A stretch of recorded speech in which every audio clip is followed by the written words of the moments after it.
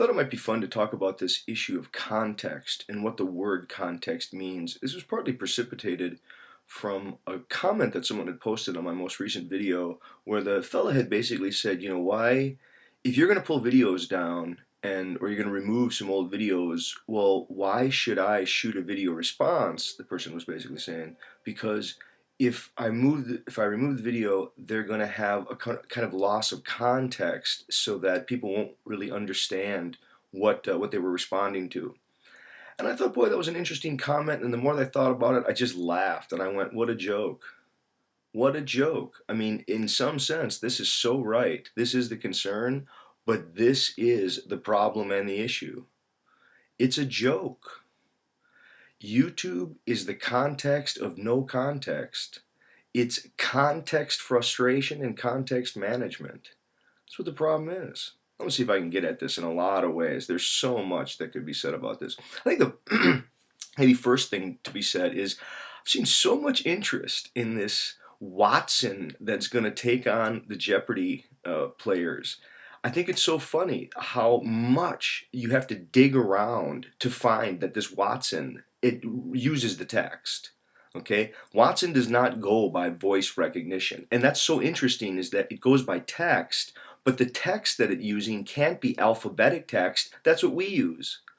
Yeah, that is, when we read text, we translate the text into the spoken word. We use a phonetic alphabet.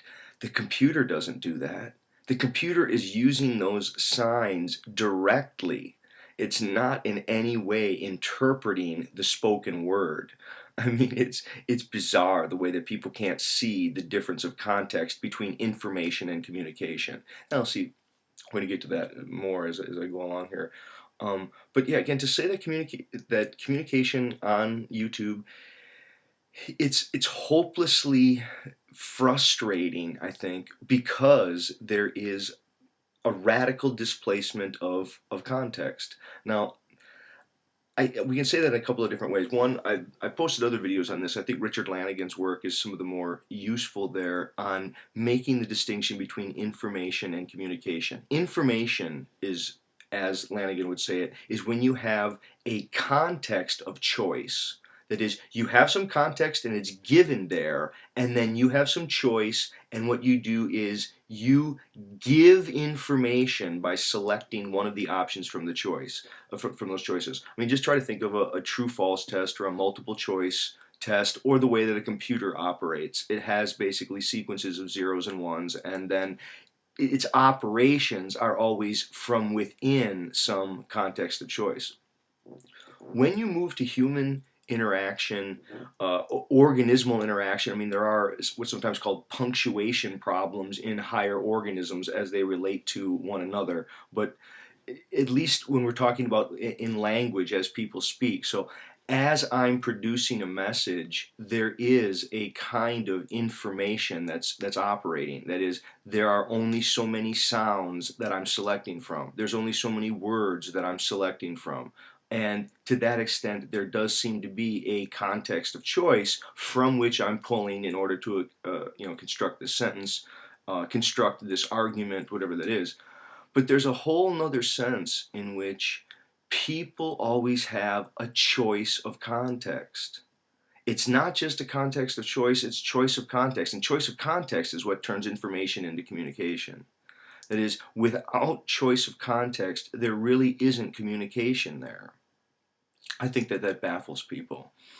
And this is why some people, when they're on their videos and they're doing their responses as they are, what they're really trying to do is manage the context, because they get the choice. See, that's why YouTube is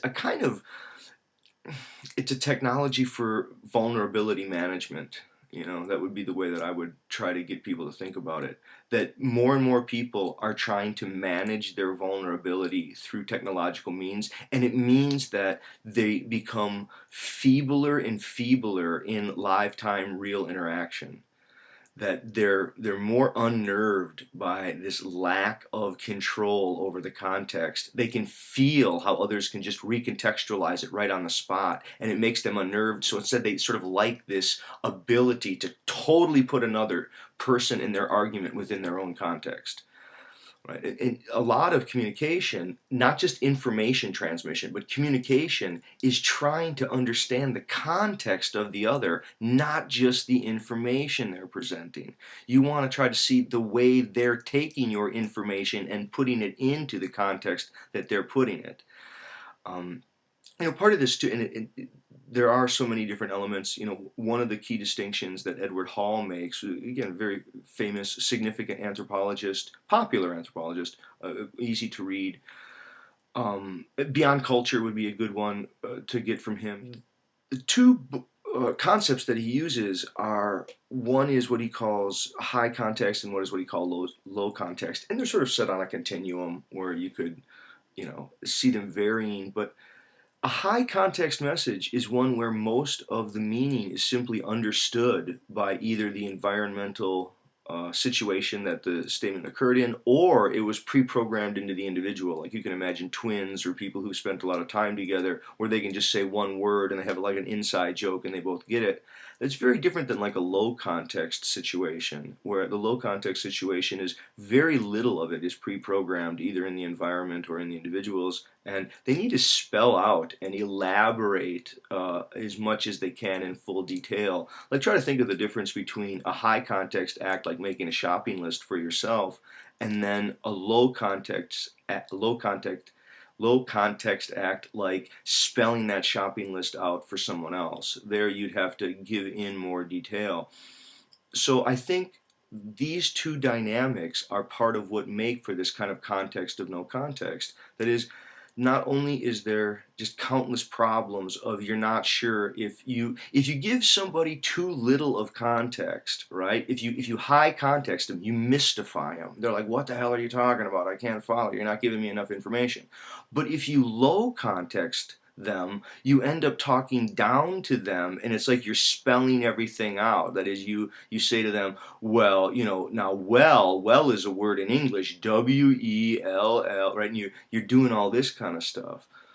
So there is a problem of, you don't always say what you think. Oftentimes you say what you think other people will understand, and so people aren't necessarily representing their views. At least sophisticated people are concerned about trying to get some sense of what other people are going to take from what they say, and so they're trying to manage that. That doesn't always mean that they're trying to make themselves clear. They may be trying to speak in a precise way in order to safeguard against misunderstanding, or even to ward off people who will too easily misinterpret it. And then they can, here on YouTube, that strategy doesn't work because people have this ultimate choice of context, and that's this other dynamic where they can, especially depending upon how they're going to do their response or their interaction with it, they can just wholesalely misinterpret, misorient your entire argument, take pieces out of context, and then force their context onto it. I think the real point, though, about this issue more broadly, about YouTube and the context of no context, is that who really will go back and look into all of these debates, and you're going to go really watch some person's video, and then you're going to look at the comments, and then you're going to go watch the response to that, and then their response back and all the comments. I think that people are living in a fantasy, some sort of self-serving, egoistical fantasy, if they really imagine other people are interested in doing all that. Now, maybe they are. I'm happy enough to be wrong. And, could people be more bored than I'm imagining and more irrelevant than I can really think of, and that they have nothing better to do with their time than go back over old YouTube debates and try to see the context for some person's critique and haggle? I mean, some of it is, it's almost like Vanity gone insane, where people don't realize they're just living in their heads, man. They're not really seeing how ridiculous that is. And again, maybe I'm wrong. Maybe it's not ridiculous at all. I don't know. Maybe this is the way that people are going to do things in the future. I do see, from my own perspective, context is a problem. That people need to see how much argument and debate on YouTube just isn't working, because lots of people say they're interested in getting to the issues and getting to the facts of the matter, and that may be partly it, but the communication itself is being sort of hijacked by vulnerability management through choice of context. People are purposefully taking advantage of their choice of context so as to not have to address when serious criticisms come to. When some person gives a deadly criticism to them, they just choose not to respond to that. And then when they do see something that they do have a criticism, they talk about that. There's so much that's just missing. I don't know if other people feel the same way, but some of it is, I'm not really sure for whose ego all of this is, is gratifying. It may not be. It's not that it's not worthwhile. I think it is a cocktail party, and it does have some usefulness in that sense. But when people need to recontextualize it in order to have some sort of meaning, I think we should all be able to see right there what's really going on. And when I say what's really going on, I mean a person struggling with vulnerability and trying to manage that through a technology that gives an ability to say what the context really was. Okay, thanks.